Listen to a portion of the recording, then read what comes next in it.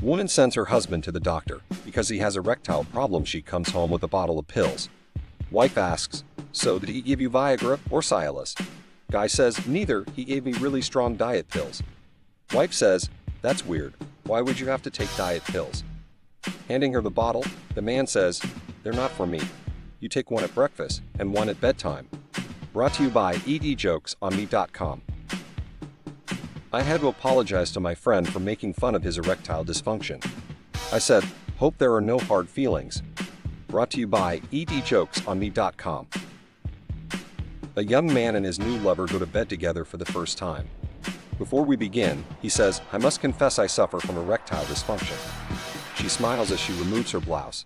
"Don't worry, darling, that is not a hard problem. We will beat it together." Brought to you by edjokesonme.com. An elderly lady went to the doctor to discuss her stubborn husband's erectile dysfunction. Upon explaining the situation to the doctor, he told her to take these little blue pills, slip one in his coffee, and he would be good to go in no time. So later that day, the elderly lady and her husband are having coffee, and she slips a pill into his without him noticing. Shortly after, he picks up his wife, tears her clothes off, and starts making love to her right there on the table. The following day, the elderly lady went to see the doctor again, and he asked how her husband found the pills he had prescribed.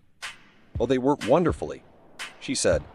"It was the best love we've made since we've been married, but I'll never be able to show my face in Tim Hortons ever again." Brought to you by edjokesonme.com. I asked the librarian for the latest book on erectile dysfunction. She tapped the keys to her computer keyboard and said, "It's not coming up." I said, "Yeah, that's the one." Brought to you by edjokesonme.com. Did you hear about the new nightclub that opened called Erectile Dysfunction?